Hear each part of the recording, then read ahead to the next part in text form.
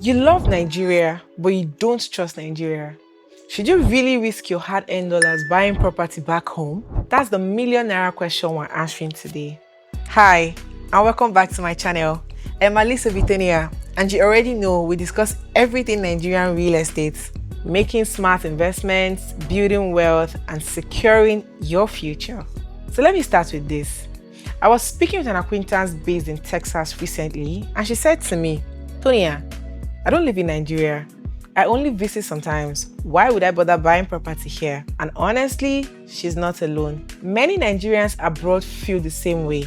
They look at the disorder in the country, the stress of managing property from afar, and they conclude, it's just not worth it. But here's my question. What if avoiding investments here is actually a bigger risk than taking this step? Let's be real for a second. The fear of mismanagement, you don't want to send money and later hear the house hasn't been built or your land is gone. I get it. The fear of insecurity and disorderliness. Nigeria doesn't always look organized or stable from the outside. Then there is the I don't live here factor.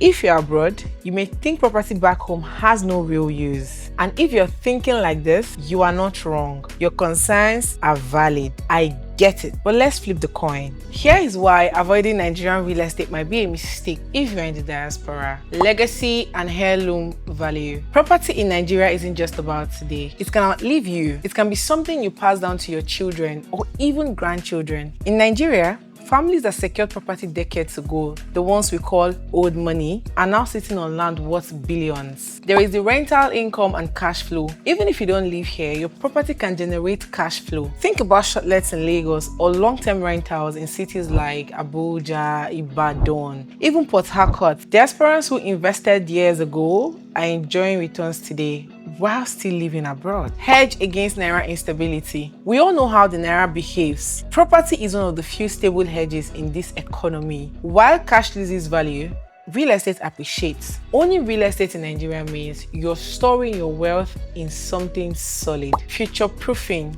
A lot of diasporans eventually move back, sometimes for retirement, sometimes because of business opportunities, and sometimes just because home is home. When that time comes, having property already waiting for you is priceless. Cultural and emotional connection. And let's not underestimate this. There is a sense of identity and pride in knowing you have something of your own in your country. It grounds you. It's a piece of home that no one can take away from you. Let me jog our minds. We have read and even seen investors who bought lands in Lekki Phase 1 back in the early 2000s. At the time, it looked like bush. Actually, it was bush. Today, these lands are worth over 200 million naira and even more. And some of these people still live abroad. They haven't even relocated back to the country. But their decision to invest back then turned into massive wealth. And on the other hand, I've spoken to people who said, Nigeria is too messy, let me leave it. Fast forward to years later, they are saying, I wish I had just bought something back then. The truth is, time doesn't wait. Whether you live here or not, Nigerian real estate keeps appreciating. Now, I know you may be thinking, okay, Tonia, you've made your point, but how do I actually do this without being scammed or stressed out? Don't worry, I've got you. Here are some practical solutions. First off, you need to work with a trusted realtor and developer. Find a professional who can act as your eyes and ears on ground. Don't just send money to relatives. Legal protection. Always verify titles. Get a lawyer. We can give you one if you don't have. And make sure the paperwork is airtight. Property management companies. You don't need to be in Nigeria to manage your property. There are companies that handle everything from tenanting to maintenance. Joint ventures or partnerships. If you're not ready to buy a loan, you can co-own with a trusted friend or sibling. You can also start small, scale later. You don't need to buy a mansion immediately. Start with a plot, an apartment, an off-plan project, then build from there. So let me go back to that original statement. I don't live in Nigeria, so I don't need property there.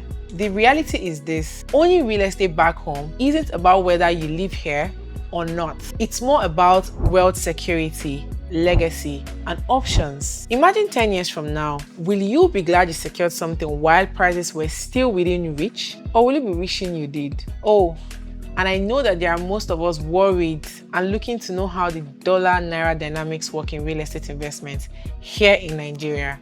and how it actually favors diasporans. Do you know what? Subscribe and turn on post notifications, because I would be tackling that in my next video. So if you're in the diaspora and you've been sitting on the fence about Nigerian real estate, I hope this video gives you clarity. Drop your thoughts in the comments. Do you think it's worth it? Or are you still skeptical? Let's have the conversation. And if you want guidance on how to safely invest from abroad, reach out.